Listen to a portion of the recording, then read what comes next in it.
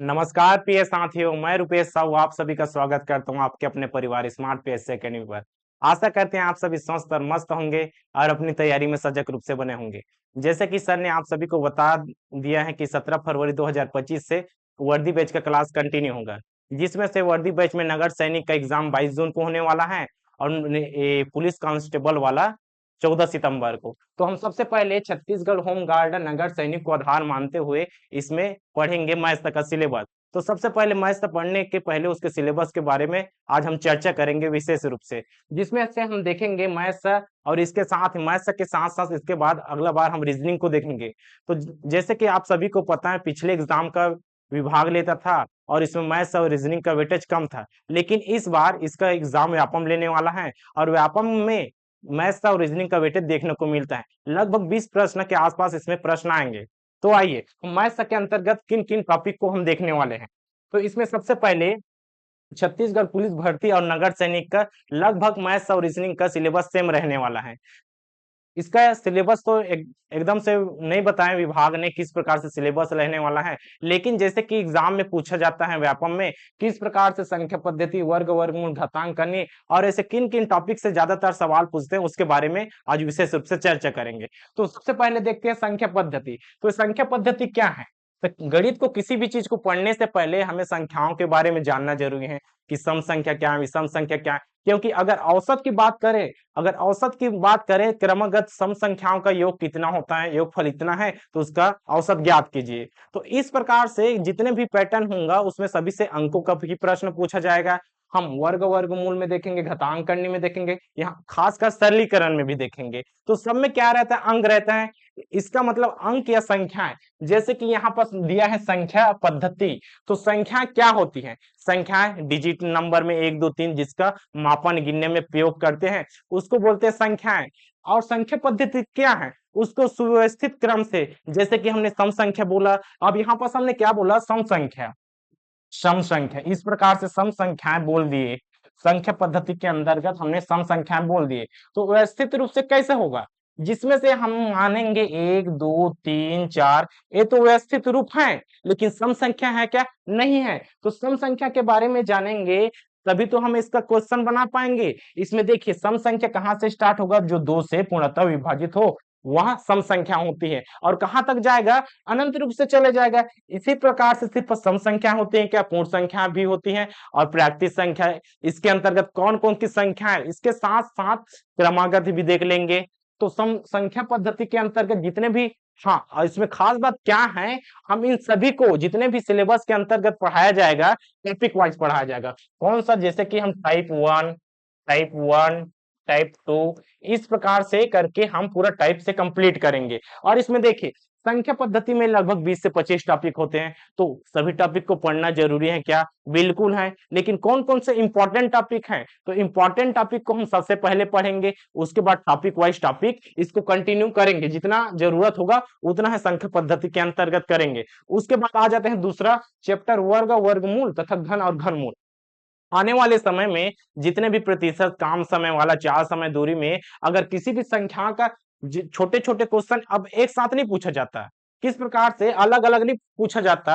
अब करनी के फॉर्म में, जैसे कि करनी दे दिया है, अब इसमें दे दिया 25 का वर्ग, इस प्रकार से देखिए कंटिन्यू अब एक हो जाएगा 625। इस प्रकार से क्वेश्चन देखने को मिलेगा। तो इसमें देखिए एक करनी के प्रश्न है, बिल्कुल है। ए वाला घातांक करने के अंतर्गत ये तो हो गया करनी और घातांक करने का। लेकिन इसमें देखिए इसमें क्या दिया है? ए वाला है वर्ग और इसको क्या बोलते हैं? ये वर्गमूल का चिन्ह है।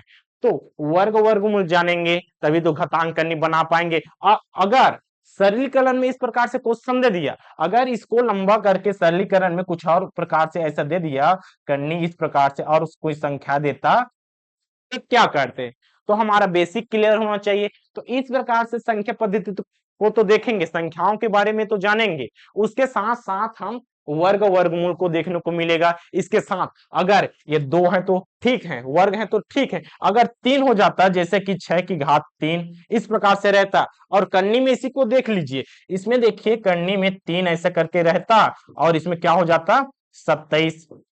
अब यहाँ पर क्या हम जानेंगे? घन घनमूल किस प्रकार से निकाला जाता है। अब ये छोटी छोटी संख्याओं को तो देखने को मिलेगा, इसके साथ साथ अब देखिए ये तो छोटी संख्या है, 3 का 27 करके निकाल सकते हैं।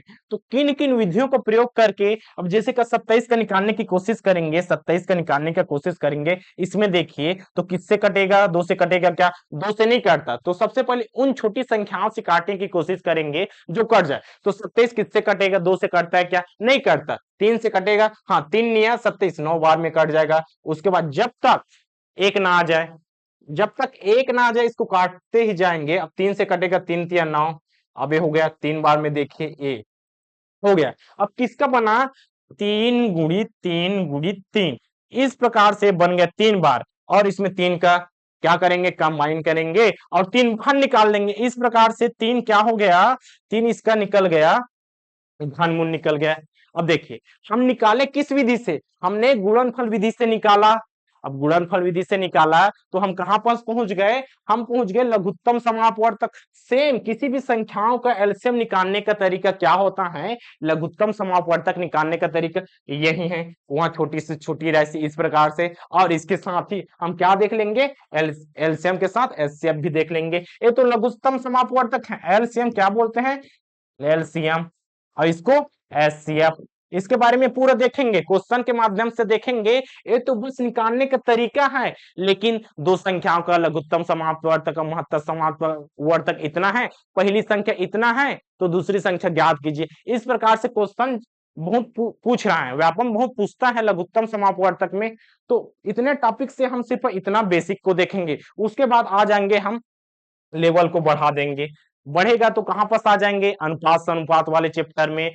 अनुपात से अनुपात वाला चैप्टर किसका आधार है, ये सभी चैप्टर का आधार है। जैसे कि प्रतिशत भी पढ़ेंगे, अगर हम प्रतिशत भी पढ़ेंगे, लाभ हानि भी पढ़ेंगे, साधारण ब्याज भी पढ़ेंगे, तो उसमें हमें क्या देखने को मिलता है, अनुपात से अनुपात वाला कुछ कुछ पैटर्न देखने को मिलता है। तो उसी को देख लेंगे, अनुपात क्या होता है, समानुपात क्या होता है। तो जानेंगे अनुपात और समानुपात, तभी तो हमारा क्या बनेगा, प्रतिशत बनेगा। इसके साथ अगर हमें दे दिया इतना प्रतिशत में खरीदे और इसका प्रतिशत का लाभ हुआ, तो इसका अनुपात ज्ञात कीजिए। क्रय मूल्य और विक्रय मूल्य का अनुपात ज्ञात कीजिए। अब देखिए हमें लाभ कितना का हुआ, हमें प्रॉफिट हुआ 20% का, ठीक है, हमें लाभ हो 20% का। हमने सामान को कितने में खरीदे, हमने सामान को 100 रुपए में खरीदे। अब बताइए क्रय मूल्य और विक्रय मूल्य का अनुपात क्या होगा। हमने क्या कहा, क्रय मूल्य और विक्रय मूल्य का अनुपात ज्ञात कीजिए, विक्रय मूल्य का अनुपात ज्ञात कीजिए। अब एक क्वेश्चन है लाभ और हानि का क्वेश्चन है, लेकिन इसमें देखिए ए वाला क्या हो गया, ए वाला है प्रतिशत, ए वाला हो गया प्रतिशत, और इसके साथ साथ ए वाले चिन्ह को देखिए, ए वाला चिन्ह किसका चिन्ह हो गया, ए वाला चिन्ह हो गया अनुपात का। इस प्रकार से सभी चैप्टर एक दूसरे से लिंक होते हैं। अगर हम अनुपात समानुपात हमारा क्लियर है तो हमारा प्रतिशत भी बनेगा, लाभ हानि भी बनेगा, इसके साथ साथ साधारण ब्याज वाला क्वेश्चन तो बनेगा, क्योंकि इसमें एक ही सूत्र रहता है और टोटल कैलकुलेशन करना पड़ता है। तो कैलकुलेशन कहां से आएगा, कैलकुलेशन ए वाला चैप्टर से आएगा। ए वाला जितना भी चैप्टर हमारा कैलकुलेशन स्ट्रांग होगा, तभी तो हम इसको बना पाएंगे। साधारण ब्याज वाला में क्या है, सिर्फ एक ही सूत्र रहता है। जैसे कि क्या हो गया, साधारण ब्याज का हमने सूत्र लिख दिया, साधारण ब्याज का हमने क्या सूत्र बना दिया, मूलधन, मूलधन गुणा दर गुणा समय, बस एक सूत्र है, इसके द्वारा पूरा क्वेश्चन बन सकता है। और इसके साथ कुछ कुछ पॉइंट भी रहेगा, जो ऑप्शन मेथड से किस प्रकार से साधारण ब्याज का निकाला जा सकता है। तो ये वाला सूत्र है, सूत्र तो याद हो गया, लेकिन कैलकुलेशन किससे करेंगे, हमारा कैलकुलेशन स्ट्रांग होगा उससे स्ट्रांग करेंगे। तो इस प्रकार से अनुपात से अनुपात को देखने को मिलेगा, इसके साथ प्रतिशत भी हो जाएगा, लाभ हानि भी हो जाएगा, और साधारण ब्याज। और एक प्रश्न बीच में बनता है उम्र पर आधारित प्रश्न, ये ज्यादातर किससे बनेगा, ये वैकल्पिक जैसे कि ऑप्शन मेथड से बनाएंगे, ऑप्शन मेथड से इसका उपयोग सबसे ज्यादा बनता है।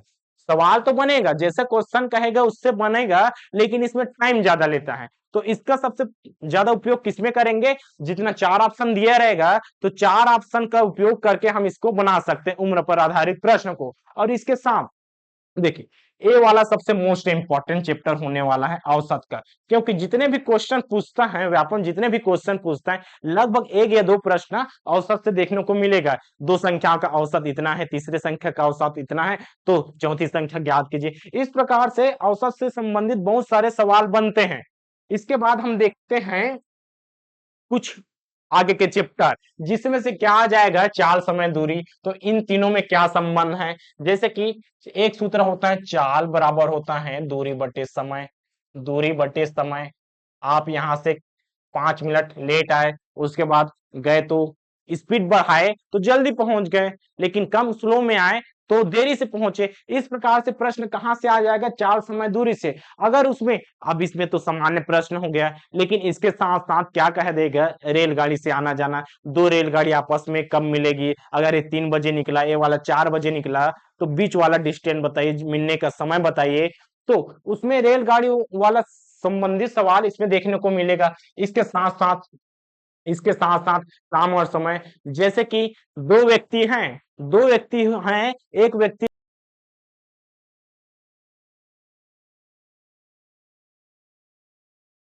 क्षमता अलग अलग होता है। आप किसी काम को अगर जल्दी कर रहे हैं तो आपका स्पीड ज्यादा है, और कोई कम कर रहे हैं तो उसकी कार्य क्षमता कम है। तो अगर दोनों एक साथ मिलकर काम को करे तो कितने दिन में करेंगे, तो एक हो जाएगा 5, दूसरा हो जाएगा 6, दोनों को जोड़ेंगे तो 11। तो इतना आसान होगा क्या, नहीं, दोनों को जोड़ेंगे तो कुछ तो डिफरेंट होगा ना, क्योंकि एक व्यक्ति करता है 5 दिन में और दूसरा व्यक्ति करता है 6 दिन में। अब दोनों एक साथ मिलकर क्या करेगा, दोनों अगर एक साथ मिलकर काम करेगा तो इसमें भी बनता है कुछ मेथड का नियम, जिसमें से एलसीएम मेथड है। तो इसको अगर एक साथ निकालेंगे तो एलसीएम निकालना पड़ेगा दोनों का, 5 6, कुल काम कितना हो जाएगा, कुल काम हो जाएगा 5 और 6 का एलसीएम निकालेंगे। 5 और 6 का एलसीएम किस प्रकार से निकालेंगे, जिससे कटेगा उससे निकालेंगे। तो इसका एलसीएम क्या हो जाएगा, 5 6 30। इस प्रकार से कुल काम ए हो गया, कुल काम ए हुआ, लेकिन एक दिन का काम करेंगे, एक दिन का काम करेंगे, उसके बाद दोनों को मिलाएंगे तो कितना दिन लगेगा। इस प्रकार से क्वेश्चन देखने को मिलेगा। इसके बाद हम आ जाते हैं एडवांस में समय। इतना तक तो हो गया। बेसिक के बाद हमने कैलकुलेशन सबसे पहले सीखा, उसके बाद हम क्या सीखेंगे, उसके बाद जितने भी इंपॉर्टेंट चैप्टर हैं उसको देखेंगे। फिर सबसे ज्यादा सूत्र वाला आधारित प्रश्न आता है ज्यामिति में। ए वाला तीनों चैप्टर कौन सा हो गया, तीनों चैप्टर होता है एडवांस में का, जिसमें से वही त्रिभुज वाला, चतुर्भुज वाला, वृत्त वाला, जितना भी पूछता है, त्रिभुज वाला, वृत्त वाला, चतुर्भुज वाला, जितना भी ज्यामितीय आकृति होता है उसके अंतर्गत हम इसको देखने को मिलेंगे। इसके साथ बहुभुज में भुजाओं की संख्या, कौन सा, बहुभुज में भुजाओं की संख्या, बहुभुज में भुजाओं की संख्या, इस प्रकार से क्वेश्चन देखने को मिलेगा, भुजाओं की संख्या। तो इनको सबको डायरेक्ट सूत्र से आधारित क्वेश्चन बनता है, लेकिन सूत्र से ज्यादा इसमें दिमाग लगाकर भी बनाया जा सकता है। किस प्रकार से, जैसे कि दो समरूप त्रिभुज हैं। अब दो समरूप त्रिभुज का मतलब क्या हो गया, जिसकी देखेंगे, समरूप का मतलब होता है सेम चेहरा। जैसे कि ए वाला एक नंबर का चेहरा है, दिख रहा है त्रिभुज, ये दूसरा नंबर का चेहरा है, दिख रहा है त्रिभुज। ए कौन सा त्रिभुज, ए है समबाहु त्रिभुज। कौन सा, ए है समबाहु त्रिभुज।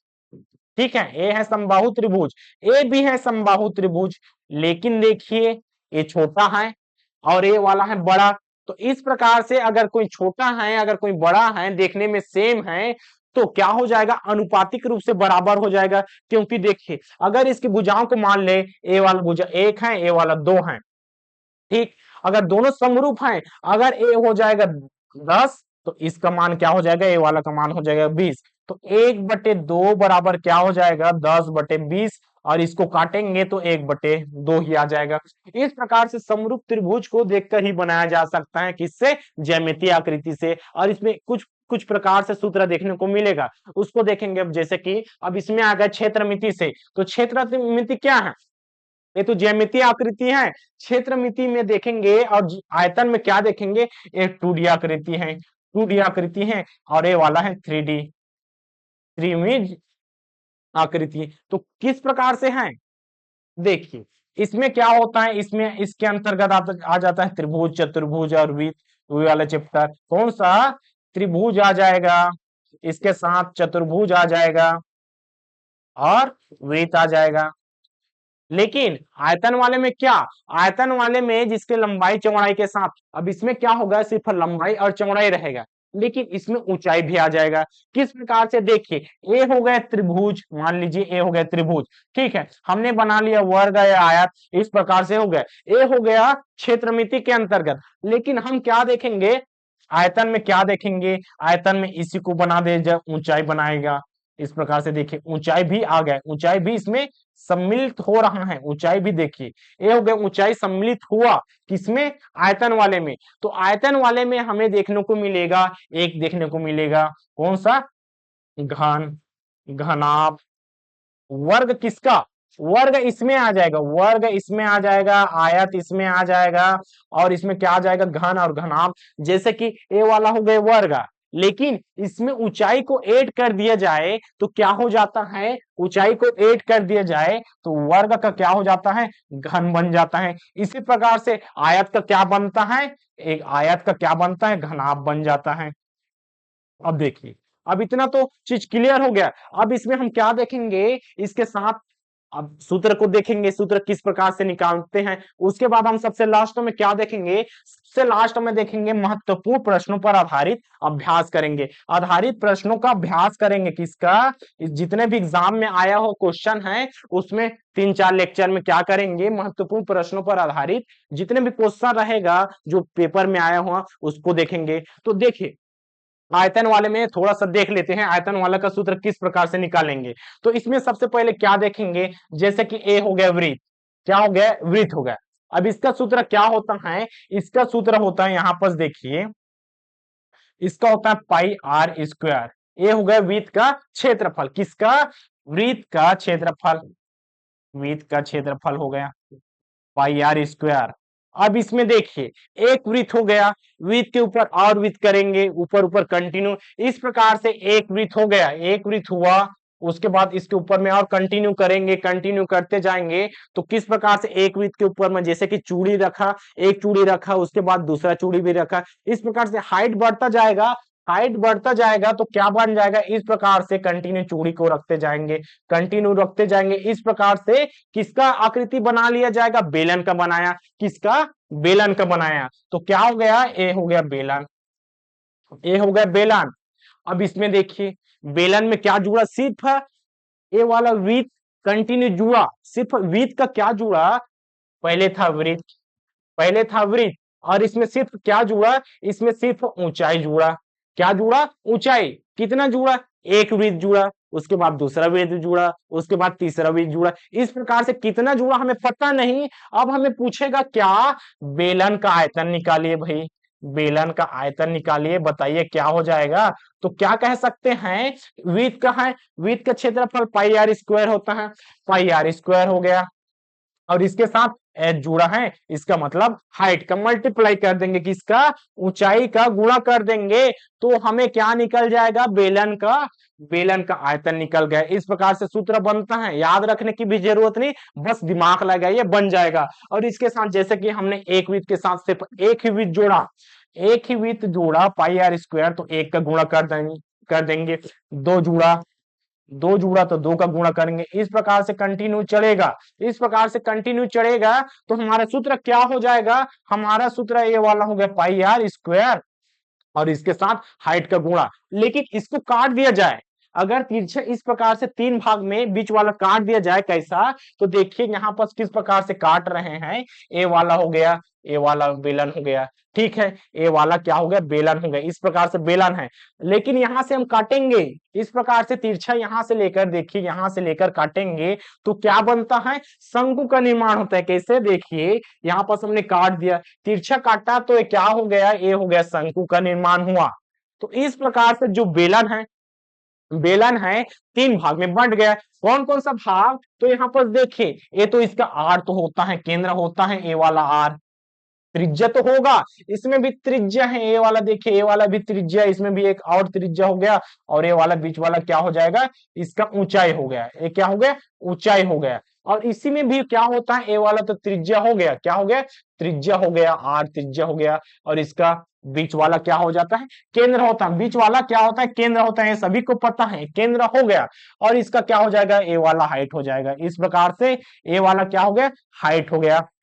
अब इसका सूत्र क्या हो जाएगा, इसका सूत्र क्या बनेगा, इसका सूत्र बनता है, देखिए हमने विथ का निकाला, उसके बाद क्या हुआ, उसको हम कंटिन्यू रखते गए, कंटिन्यू रखते हो, इस प्रकार से बेलन बना, लेकिन बेलन को हमने और बीच से काट दिया, इस प्रकार से 3 भाग में बटा, तो हम आसानी से क्या कह सकते हैं, इस शंकु, इसका क्या नाम है, शंकु है, और शंकु का क्या हो जाएगा, शंकु का आयतन का सूत्र। इस प्रकार से देखिए शंकु का आयतन का सूत्र क्या हो जाएगा, pi R square. Pi R square किसका, पाई आर स्क्वायर किसका है, पाई आर स्क्वायर है, विथ का हो गया, विथ का हुआ। उसके बाद हमने क्या किया, हमने बेलन बनाया, बेलन बनाया तो ऊंचाई ऐड हुआ, तो ऊंचाई ऐड हो गया जी, यहां पर देखिए ऊंचाई ऐड हुआ। उसके बाद काटा, शंकु बनाने के लिए हमने काटा तो 3 भाग में बटा, तो 3 का इसका क्या कर देंगे, 3 का इसमें भाग कर देंगे। इस प्रकार से शंकु का आयतन का सूत्र हमें भली भांति याद होगा, पाई आर स्क्वायर एच, और भाग में कर देंगे 3। इस प्रकार से और क्या लिख सकते हैं, इसी को हम कर सकते हैं 1/3 पाई आर स्क्वायर एच, दोनों का मतलब एक ही होता है, तो अपने हिसाब से यहां पर सूत्र को अब याद रख सकते हैं। इस प्रकार से हम मैथ में सिलेबस को देखेंगे और इसके साथ ही सूत्र किस प्रकार से निकाला जाता है, जैसे कि वृत्त के द्वारा हमने यहाँ पर क्या किया, शंकु का निर्माण किया। वृत्त से सबसे पहले क्या बनाए, यहाँ पर हमने बना दिया, वृत्त बना दिया। उसके बाद हमने क्या बनाया, यहाँ पर बेलन बना, उसके बाद यहाँ पर शंकु का निर्माण हुआ। इस प्रकार से जैसा जैसा आकृति से बनेगा वैसा वैसा इसमें सूत्र का निर्माण हो जाएगा। इसी प्रकार से त्रिभुज का भी देख लेंगे, वर्ग, वर्ग से घन और घनाभ, ऐसा करके आयत से भी देख लेंगे। तो सिलेबस आज के लिए बस इतना ही, कल से हम देखेंगे संख्या पद्धति वाला चैप्टर, और लास्ट में क्या करेंगे, लास्ट में करेंगे महत्वपूर्ण जितने भी क्वेश्चन व्यापम द्वारा दिया रहेगा, पूछा रहेगा, उसका सॉल्यूशन करेंगे। और कल से हम देखेंगे, कल से हम देखेंगे कौन सा चैप्टर, संख्या पद्धति। तो संख्या पद्धति में संख्या पद्धति के बारे में जानेंगे और इसमें किस किस प्रकार से टाइप पूछा जाता है उसके बारे में हम देखेंगे। तब तक के लिए धन्यवाद, वीडियो में लास्ट तक बने के लिए। और वीडियो अच्छा लगे तो लाइक कीजिएगा, अपने दोस्तों के साथ शेयर कीजिएगा। मिलते हैं कल, ठीक ठीक है। जय हिंद, जय भारत, जय छत्तीसगढ़।